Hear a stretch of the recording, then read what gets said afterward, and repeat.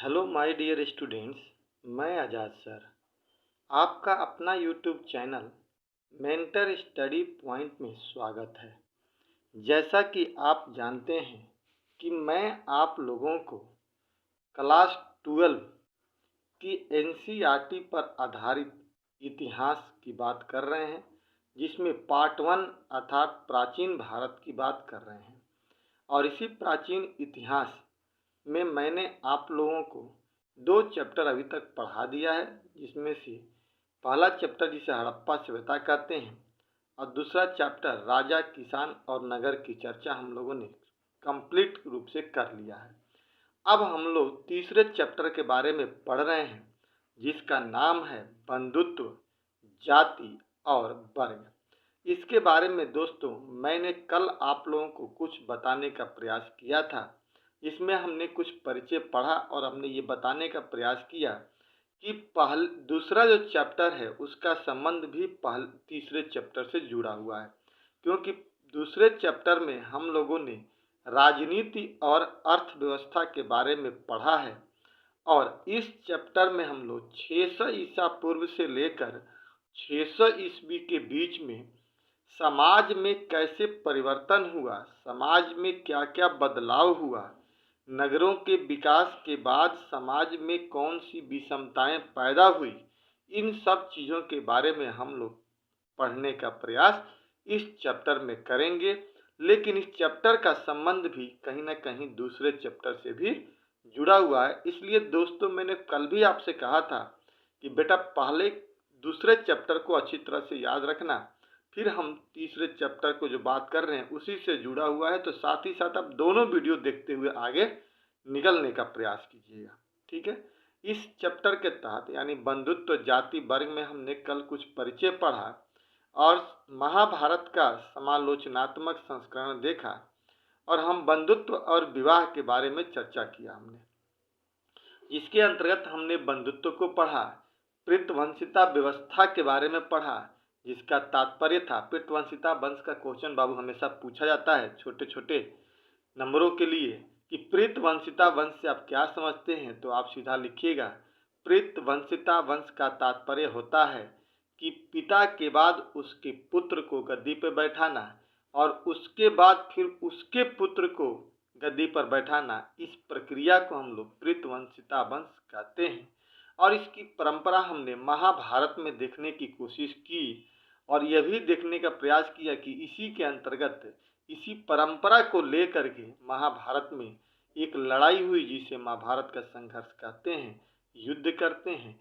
तो इस प्रकार हमने देखा कि बहुत सारा ऐसा इस चैप्टर से जुड़ा हुआ चीज है जो महाभारत जैसे महाकाव्य ग्रंथ में हमें देखने को मिलेगा और जहाँ जहाँ महसूस होगा वहाँ वहाँ हम आपको समझाने का प्रयास करेंगे। ठीक है दोस्तों, तो प्रीतवंशिता वंश को समझने के बाद हम लोग आज पढ़ेंगे विवाह के नियम।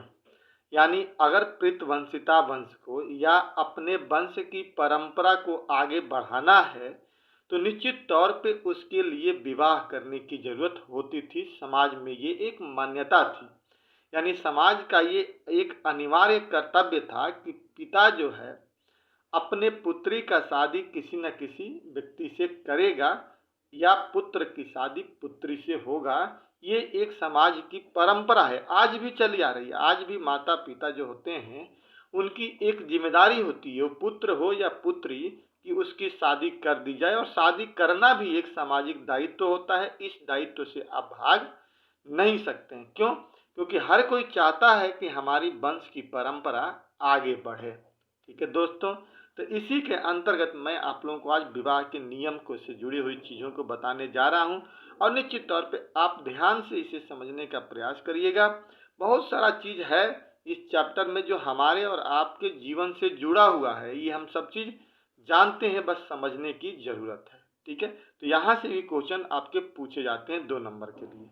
ठीक है, तो आज हम लोग बात करते हैं अब विवाह के नियम। तरह की वंश परंपरा को आगे बढ़ाने के लिए समाज में विवाह जैसी प्रथा स्थापित की गई थी। देखिए, समाज जो हमारा था ना, ये तो बहुत बड़ा समाज पहले से नहीं चला रहा था। इस समाज को बेटा हमने ही गठित किया था और हमने ही बनाया था। और विवाह की परंपरा हो या प्रीतवंशिता की परंपरा हो या भाई बंधुत्व की परंपरा हो, इसको भी तो हमने ही डेवलप किया था ना। तो जैसे जैसे चीजें आदि मानव से बढ़ते हुए यहाँ तक पहुँच रहा था, तो हम लोग जो जो चीजें महसूस हो रही थी उसको उसको अपने समाज में उसको स्थापित करने का प्रयास कर रहे थे। तो यहाँ भी हमें यह महसूस होने लगा कि शादी विवाह करना भी एक बहुत बड़ी परंपरा है और जरूरी है। तो शादी परंपरा करने की व्यवस्था भी की गई ताकि वंश की परंपरा जो है आगे बढ़ती रहे। ठीक है दोस्तों, तो अब कह रहा है कि वंश परंपरा को आगे बढ़ाने के लिए समाज में विवाह जैसी प्रथा स्थापित की गई। इसमें विवाह के नियम को भी स्थापित किया गया कि विवाह कैसे होगा, विवाह के कुछ नियम होंगे, विवाह कितने प्रकार के होते हैं, विवाह क्या क्या होते हैं, ये सब कुछ को नियम को स्थापित किया गया हमारा धर्म के अनुसार। अब कह रहा है कि विवाह दो प्रकार के होते हैं। कहा गया कि विवाह कितने प्रकार के होते हैं जी? तो विवाह दो प्रकार के होते हैं। एक को हम लोग अंतर विवाह कहते हैं और एक को हम लोग बहि विवाह कहते हैं। यानी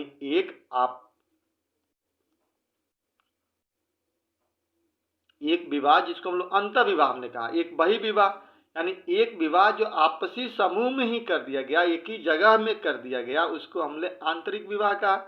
और उस समूह से बाहर निकल करके हमने कहीं बाहर विवाह किया तो उसे हमने बहि विवाह किया। बात समझ में आ गई? तो अब देखिए ये क्वेश्चन बाबू पूछा जाता है आपको, दोनों में अंतर पूछा जाता है। क्वेश्चन यहाँ से देखिए ध्यान से, बहि विवाह और बहि विवाह में अंतर क्या है, अंतर विवाह में ये अंतर पूछे जाते हैं, ये ध्यान रखिए। पिछली बार भी क्वेश्चन पूछे गए थे। कह रहा है कि अंतर विवाह, इसमें वैवाहिक संबंध समूह के मध्य में ही होता है। यानी एक समूह है, लोगों का एक ग्रुप है, उसी ग्रुप के अंदर अगर शादी गोत्र को ध्यान में रखते हुए कर दिया गया, क्योंकि कहा जाता है कि एक गोत्र में एक व्यक्ति की शादी नहीं हो सकती है, आप अलग गोत्र में होनी चाहिए। तो इस गोत्र को ध्यान में रखते हुए एक समूह के अंदर ही शादी हो जाती थी, उसको हम लोग क्या कहते थे? अंतर विवाह कहते थे। यह समूह एक गोत्र, एक कुल अथवा जाति या फिर एक ही स्थान पर बसने वाले लोगों का हो सकता था, यानी सब आपसी एक ही जगह होते थे। इसी को हम लोग अंतर विवाह कहते थे, यानी आपसी विवाह कहते थे। एक हो गया बहि विवाह, यानी गोत्र से बाहर करने वाली प्रक्रिया को हम लोग बहि विवाह कहते थे। जैसे आज भी ये परंपरा, आज भी हम एक गोत्र में शादी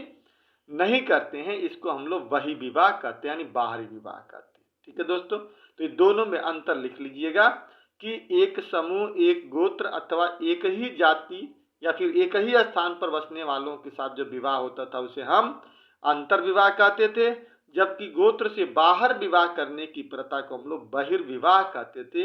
ये क्वेश्चन आपको आते हैं, दोनों में अंतर याद रखिएगा। ठीक है, तो हमने देखा विवाह के नियम के तहत दो तरह की परंपरा हो गई, अंतर विवाह और बाह्य विवाह। अब देखिए, अब कहता है एक सवाल यहाँ पर है, अब देखिए यहाँ पे नोट है कुछ, इसको ध्यान में रखना बाबू। कह रहा है कि बहुपत्नी प्रथा, अब एक आता है क्वेश्चन कि बहुपत्नी प्रथा और बहुपति प्रथा क्या होती है। बहुपत्नी और बहुपति, बहुपत्नी का मतलब कि एक पुरुष की कई पत्नी होना, और बहुपति का मतलब हुआ कि एक पत्नी की कई पति होना। ठीक है, बात समझ में आ गई? यानी बहुपत्नी तात्पर्य, बहुपत्नी प्रथा का तात्पर्य एक पति यानी पुरुष का अनेक पत्नी होना, पत्नी का होना नहीं, एक पुरुष को कई पत्नी अगर है तो इस प्रथा को हम लोग बहुपत्नी प्रथा कहते हैं। जबकि बहुपति प्रथा का तात्पर्य है कि एक स्त्री को अनेक पति होने की प्रथा। आगे दोनों में समझ में अंतर, तो ये लिख लीजिएगा, याद आएगा आपको, इससे उतार लीजिएगा। ये क्वेश्चन एक पूछे जाते हैं दोनों में अंतर को, कि बहुपत्नी और बहुपति प्रथा में क्या अंतर है। ठीक है दोस्तों, यहाँ तक आपने समझा दिया हमने विवाह के नियम के तहत।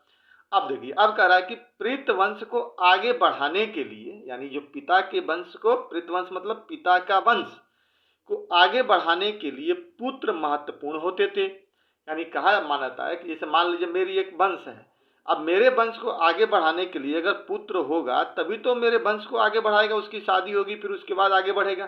पुत्री तो अपने घर से दूसरे घर चली जाती है ना बेटा, जब वो दूसरे घर चली जाती है तो उस घर की परंपरा को आगे बढ़ाती है, ना कि इस घर की परंपरा को आगे बढ़ाएगी।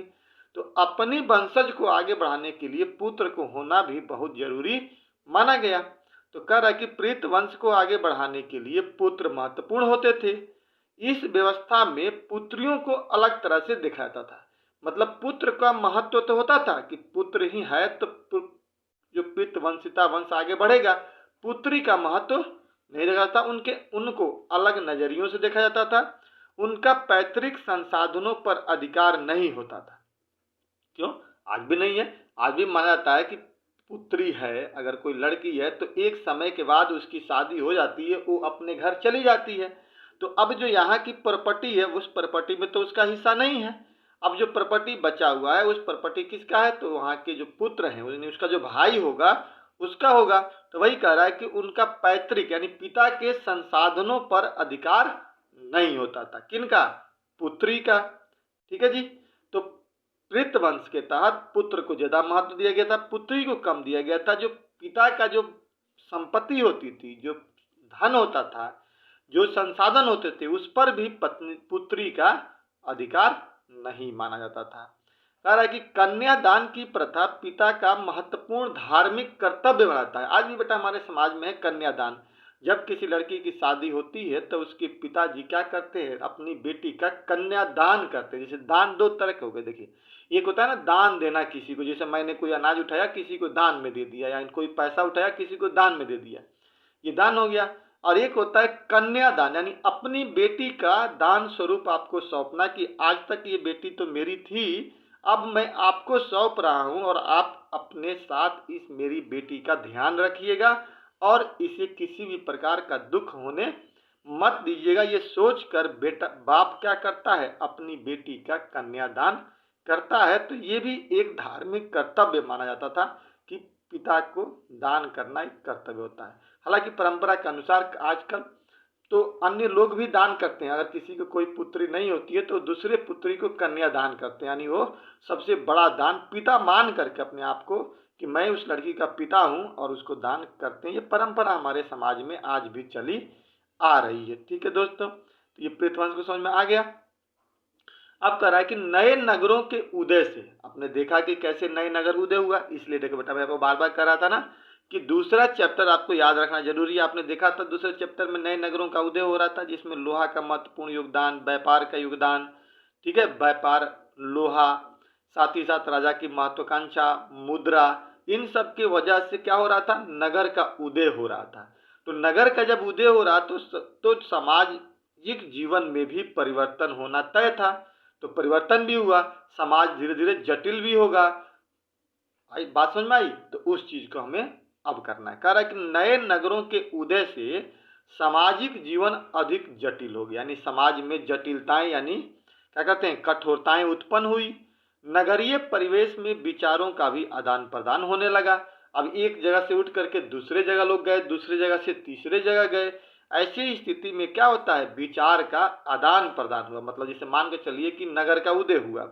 अब मैं कहीं किसी गांव का रहने वाला आदमी हूं, अब वहां से मैं उठ करके नगर में आया, तो गांव की जो विचारधारा है, गांव की जो रीति रिवाज है, जो वहां का आचार व्यवहार है, उस व्यवहार को आकर के मैं शहर में या तो अपनाऊंगा या चेंज कर दूंगा। तो या चेंज करूंगा तो वहां के चीजों को यहाँ लागू करूंगा, या यहाँ से लेकर के मैं वहां जाऊंगा। तो क्या होगा? एक जगह से दूसरे जगह का स्थानांतरण होगा। तो वही कह रहा है कि नगरीय परिवेश में विचारों का भी आदान प्रदान होता था।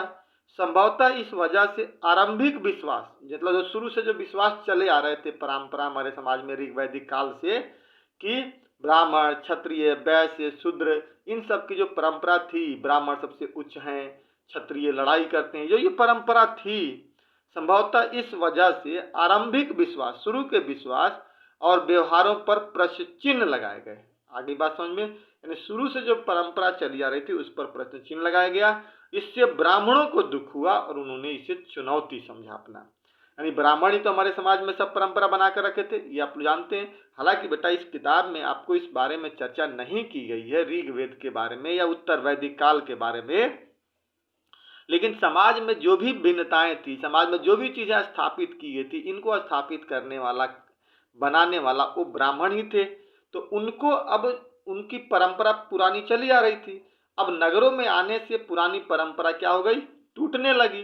टूटने लगी तो उन्हें इस बात का दुख भी हुआ और इसको उन्होंने चुनौती भी समझा अपना। जैसे मैं छोटा एग्जाम्पल देता हूँ, हम लोग गाँव में रहते हैं, ठीक है, गाँव में रहते हैं, गाँव का एक संस्कृति है, अपना रीति रिवाज है, उस चीज़ को हम फॉलो करते आ रहे हैं और बहुत पहले से आ रहे हैं। हमारे पिताजी फॉलो करते थे, उनके पिताजी फॉलो करते थे, उसके बाद मेरे पिताजी फॉलो किए, मेरे पिताजी के बाद मैं फॉलो करता हूँ, आगे बढ़ता हूँ। अब लेकिन मेरी जो परंपरा आएगी, मेरा जो वंश होगा, मेरी बेटी जो होगी, मान लीजिए कि वो शहर में रहती है, तो शहर का रीति रिवाज अलग है, तो शहर के रीति रिवाज को फॉलो करेगी। ऐसी स्थिति में क्या करेगी, गांव की परंपरा को चुनौती देगी, पुरानी परंपरा को छोड़ देगी। तो ठीक वही कह रहे थे कि जो गांव देहात से जो शहरों में लोग आ रहे थे, तो पुरानी परंपरा यानी पुरानी यानी आरंभिक जो विश्वास था, उन व्यवहारों पर प्रश्न चिन्ह लगा रहे थे कि नहीं भैया ये तो सही नहीं है, और इससे ब्राह्मणों को दुख हुआ और या तो उन्हें चुनौती मिली। ठीक है, तो अब चुनौती मिली तो ब्राह्मण ने कोई नया काम कर दिया। अब देखिए वो क्या कर रहे हैं, कह रहे हैं कि इस चुनौती के जवाब में ब्राह्मणों ने समाज के लिए एक विस्तृत आचार संहिता तैयार की। यानी उन्हें लगा कि मेरी बात को लोगों ने नकार दिया, तो इसके लिए उन्होंने एक विस्तृत आचार संहिता तैयार की, यानी एक नियमावली तैयार की। आचार संहिता का मतलब एक नियम कानून। इस आचार संहिता को ब्राह्मणों द्वारा विशेष तौर से पालन किया, यानी ब्राह्मण ही पालन करने लगे और साथ ही साथ अपने नीचे जो लोग थे उनसे भी पालन करवाने के लिए उन्हें मजबूर करना पड़ा, पालन किया गया। और साथ ही समाज के अन्य व्यक्तियों को भी इसका अनुसरण करना पड़ता था। कहा गया कि नहीं, आपको भी अनुसरण करना पड़ेगा, मैं इसको फॉलो कर रहा हूं तो आपको भी उसको फॉलो करना पड़ेगा। आप बताइए, जो समाज में जो उच्च वर्ग में रहते हैं, शहरों में रहते हैं, अब तो शायद ही वो बात को समझ पाएंगे और नहीं फॉलो करेंगे, कहेंगे आप कर रहे थे आप करिए ना, हम क्यों करें। ठीक है दोस्तों, तो इस तरह से फॉलो करवाते थे, पालन किया गया और साथ ही समाज के अन्य व्यक्तियों को भी इसका अनुसरण करना पड़ता था। इन आचार संहिताओं का संकलन धर्म सूत्र और धर्मशास्त्र नामक संस्कृत ग्रंथ में किया गया। जो भी आचार संहिता था, यानी खाना खाने का तरीका, विवाह का तरीका, बात करने का तरीका, समाज में चलने का सरिया, पूजा पाठ की तरीका, कर्मकांड की प्रक्रिया, ये सारी चीजें जो उन्होंने स्थापित किया, इसका उल्लेख कहाँ मिलता है, धर्म सूत्र और धर्मशास्त्र नामक संस्कृत ग्रंथ में किया गया, जिसमें सबसे महत्वपूर्ण मनुस्मृति को माना जाता है। यानी मनुस्मृति एक ग्रंथ है जिसमें कहा जाता है कि ब्राह्मणों ने जो नियम समाज को स्थापित किया था, वो सारे नियम उसी मनुस्मृति में है। ठीक है, हालांकि इस बात की परंपरा बहुत बाद में आई थी, मनुस्मृति बहुत बाद में लिखे गए थे, जब ब्राह्मणों को अन्य वर्गों ने यानी छोटे वर्गों ने चुनौती देना शुरू किया, तब ब्राह्मण गुस्से में आकर के मनुस्मृति को लिखा और कहा कि अब आपको इसी नियम के अनुसार आगे चलना है, अदरवाइज आपको समाज से बाहर रहना पड़ेगा। इसका संकलन लगभग 200 बीसी से लेकर 200 एडी के बीच में हुआ था। कब से कब के बीच में हुआ था जी, 200 बीसी से लेकर के 200 एडी के बीच में। हम पढ़ कब से रहे हैं, 600 बीसी से लेकर 600 एडी के बीच में पढ़ रहे हैं, तो एक समय के बाद ही मतलब समाज में परिवर्तन हुआ। ठीक है दोस्तों, आई बात समझ में कि कैसे समाज में चुनौती मिली है ब्राह्मणों को, और उस चुनौती को स्वीकार करने के लिए ब्राह्मणों ने नई किताबें लिखनी शुरू कर दी, धर्म ग्रंथ लिख दिए जिसको हम लोग मनुस्मृति के नाम से जानते हैं, और उसी मनुस्मृति में जो भी नियमावली था उसको फॉलो करने के लिए उन्होंने आने वाले समय को, आने वाली पीढ़ी को मजबूर किया। कह रहा कि हालांकि इन ग्रंथों के लेखक ब्राह्मणों का मानना है, ग्रंथों के लेखक उन्हें ब्राह्मण है, उनका मानना है कि यह नियम सार्वभौमिक था, मतलब सभी जगह पे लागू होता था और इसे सभी द्वारा पालन होना चाहिए, सभी द्वारा पालन होना भी चाहिए, लेकिन वास्तविक स्थिति अलग थी। सभी जगह ये नहीं था और ना ही सभी लोग इसे मानते भी थे, ये कुछ अलग कंडीशन था। वहीं दूसरी तरफ क्षेत्रीय विषमता, मतलब क्षेत्रीय का मतलब होता है अलग अलग एरिया, तो क्षेत्रीय विषमता और संचार माध्यम की बाधाओं की वजह से, क्षेत्रीय विषमता का मतलब होता है कि क्षेत्रीय आधार पर, लोकल एरिया के आधार पर भेदभाव यानी विभिन्नता मतलब अलग अलग होना, और संचार व्यवस्था की बाधा मतलब सभी जगह पे संचार का नहीं पहुंचना, वजह से ब्राह्मणों का प्रभाव सार्वभौमिक नहीं था। यानी भिन्नता और संचार व्यवस्था की बाधा की वजह से इन ब्राह्मणों को जो किताब मनुस्मृति थी, इसका प्रभाव सभी जगह पर एक जैसा नहीं था। ये बात कर रहे हैं, कह रहे कि इस नए ग्रंथ धर्म सूत्र और धर्म ग्रंथ में विवाह के 8 प्रकार की स्वीकृति दी गई है। कहा गया क्या कि 8 प्रकार के विवाह होते हैं, जिसमें से शुरू के 4 विवाह को उत्तम माना जाता था और बाद के 4 विवाह को उत्तम नहीं माना जाता था। हालांकि बाद के 4 विवाह उस समाज में भी प्रचलित था जो लोग ब्राह्मणीय नियम को स्वीकार नहीं करते थे। जो ब्राह्मण नियम को स्वीकार करते थे और उनके अकॉर्डिंग चलते थे, उनके यहाँ तो शुरू के 4 विवाह महत्वपूर्ण माने जाते थे, लेकिन जो ब्राह्मण नियम को नहीं मानते थे, उनकी परंपरा को नहीं मानते थे, उनके लिए बाद के 4 विवाह को स्वीकार किया गया था। अब देखिए, अब कह रहा है विवाह के 8 प्रकार। देखो यहाँ पे सीधे सीधे आपके एनसीईआरटी बुक में तो 4 ही प्रकार दिया हुआ है, लेकिन हमने 8 का नाम लिख दिया। बस इतना ही आपको जानना है, इससे ज्यादा कुछ नहीं करना है। कह रहा है कि एक होता था ब्रह्म विवाह, एक होता था देव विवाह, एक होता था आर्ष विवाह, एक होता था प्रजापात्य विवाह, एक होता था गंधर्व विवाह, एक होता था असुर विवाह, राक्षस विवाह और पिशाच विवाह। इस प्रकार के 8 विवाह होते थे। इनमें से शुरू के यानी ब्रह्म विवाह, देव विवाह, आर्ष विवाह और प्रजापत्य विवाह, जो 4 विवाह होते थे वो शुद्ध माने जाते थे और ऐसा माना था कि ब्राह्मण प्रक्रिया के अनुसार चलता था, ब्राह्मण के अनुसार चलता था। लेकिन बाद के 4 विवाह को अशुद्ध माना जाता था। बस इतना ही आपको जानकारी रखिए, इससे आगे कभी अगले चीज में पढ़ेंगे हम लोग। अब इस प्रकार हमने विवाह के नियम को देख लिया, विवाह के प्रकार को देख लिया, विवाह आंतरिक और बाह्य कैसे होते थे ये भी देख लिया। इस तरह से हमने विवाह को समझने की कोशिश की। अब हम लोग बात करते हैं आगे इसमें स्त्री का गोत्र होना। ठीक है दोस्तों, क्योंकि विवाह किससे होगा, पुरुष और महिला में होगा। तो महिला के गोत्र, हमने पहले ही कहा कि पुरुष को तो वरीयता दी ही गई थी हमेशा। महिला का गोत्र का क्या मतलब था? अब जैसे गोत्र तो दोनों, अब आपको पता है कि अलग अलग गोत्र में शादियां होती थी, आज भी होता है। एक गोत्र में शादी नहीं मनाता है, ऐसा मानाता है कि एक गोत्र का अगर व्यक्ति है तो वो भाई और बहन क्या होता है, भाई बहन का रिश्ता हो जाएगा। एक ही गोत्र के लड़का और एक ही गोत्र की लड़की है तो क्या हो जाएगा, भाई बहन का रिश्ता माना जाएगा। इसलिए अलग अलग गोत्र में शादी की जाती है। लड़की अलग गोत्र की होती है और लड़का अलग गोत्र का मान करके शादी की जाती है।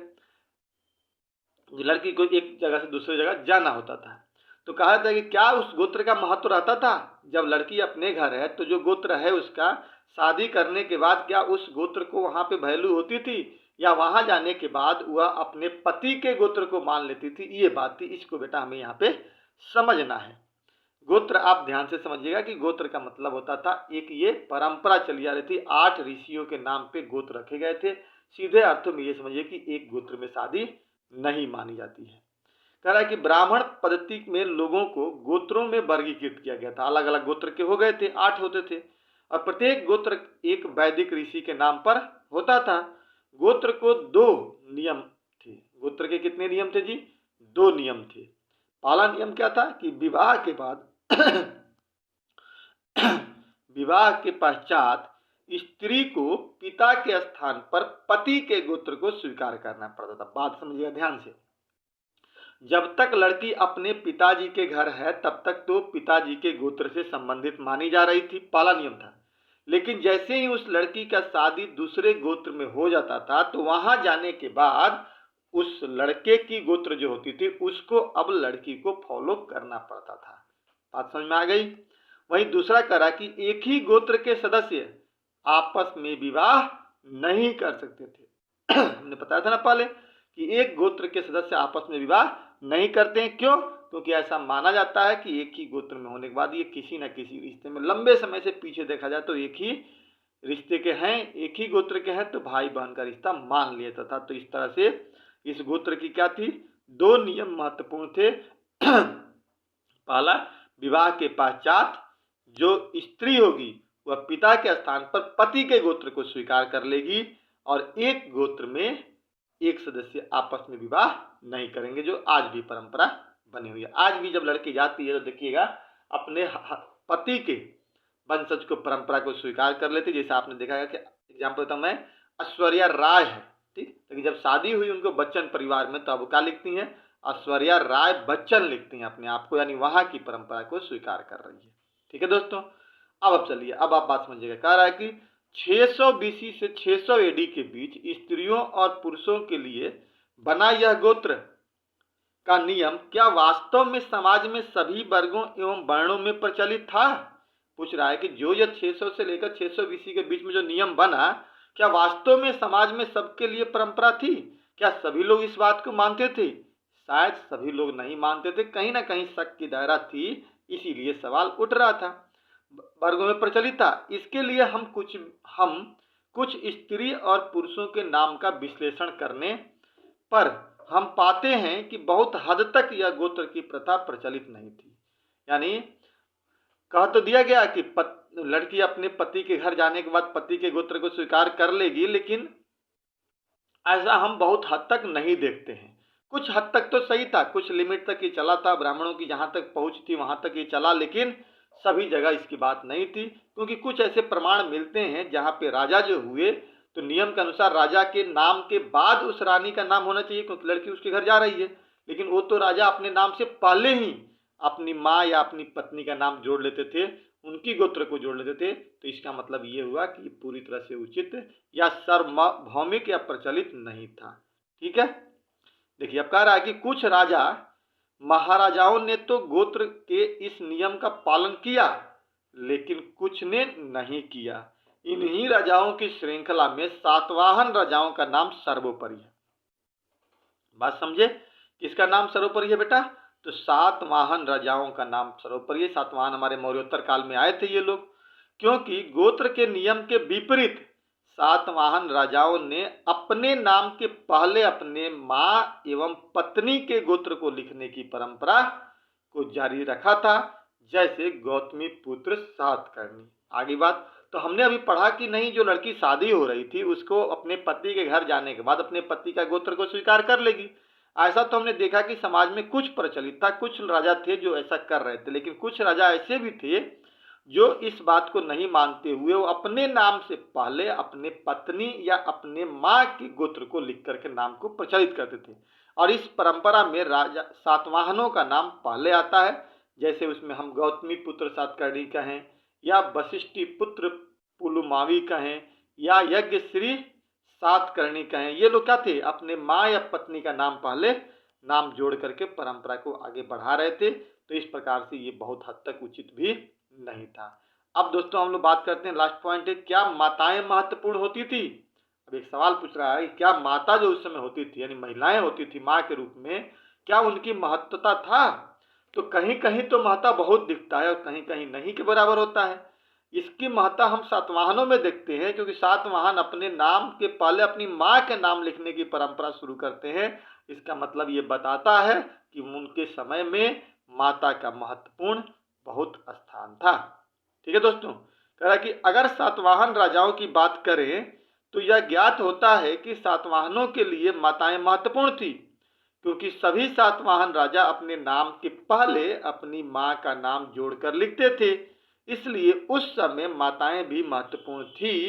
जैसे गौतमी पुत्र सातकर्णी, सातकर्णी नाम था, माँ का नाम गौतमी था, तो गौतमी का पुत्र सातकर्णी। वशिष्ठी पुत्र पुलुमावी यानी वशिष्ठी का पुत्र पुलुमावी। ठीक है दोस्तों, तो इस प्रकार हमने देखा कि माताओं का भी महत्वपूर्ण स्थान था, सातवाहनों के समय में हमने देखने की कोशिश की। इस प्रकार दोस्तों इस वीडियो में हम लोग आज यहीं तक पढ़ेंगे। हमने इस वीडियो में क्या देखा? हमने इस वीडियो में देखा कि विवाह के क्या क्या नियम थे। ठीक है, हमने विवाह के नियम को समझने की कोशिश की, साथ ही साथ हमने गोत्र को समझने का प्रयास किया कि गोत्र क्या होता था, गोत्र की परंपरा क्या होती थी, और फिर हमने देखा कि क्या माताओं का नाम महत्वपूर्ण होता था या माताओं का स्थान महत्वपूर्ण समाज में था। इन 3 पॉइंट्स को हमने देखने की कोशिश की और इसके माध्यम से हमने इस समय की समाज को, जो वैवाहिक प्रथा को लेकर चला आ रहा था, उसको समझने की कोशिश की। अब हम लोग आगे जो वीडियो होगा दोस्तों, आराम से पढ़ना है, क्योंकि सामाजिक स्थिति है बेटा, थोड़ी आराम से पढ़ेंगे तो समझ में अच्छी तरह से आएगी। अब हम लोग आगे इसमें सामाजिक विषमता देखेंगे कि जो समाज था उसमें क्या क्या भिन्नताएं थी, किस स्तर पर उसमें भिन्नता थी, धर्म के स्थान पे, पैसे के स्थान पे, संस्कृति, कल्चर, जो भी चीज़ें थी, किस आधार पे अंतर था, इसको हम लोग कल के वीडियो में पढ़ेंगे। आज हम लोग यहीं पर रोकते हैं दोस्तों। अगर आपको ये वीडियो अच्छा लगता है तो आप इसे लाइक ज़रूर करना और इसे शेयर अपने दोस्तों के बीच में करिएगा, और साथ ही साथ इसे सब्सक्राइब जरूर कीजिए। अपने से जितना हो सके दोस्तों उतना मेरे चैनल को, ये आपका जो चैनल है मेंटर स्टडी पॉइंट, उसे सब्सक्राइब करने का प्रयास कीजिए, ज़्यादा से ज़्यादा फैलाने का प्रयास कीजिए, ताकि मैं जितना सब्सक्राइब होगा उतना मुझे इसका मनोबल बढ़ेगा, एक आत्मविश्वास बढ़ेगा, और मैं और बेहतर तरीके से आपको बेहतर वीडियो लाने का प्रयास करूंगा और समझाने का प्रयास करूंगा। इस प्रकार दोस्तों हम लोग यहीं पे इस वीडियो को इन करते हैं। जय हिंद, जय भारत।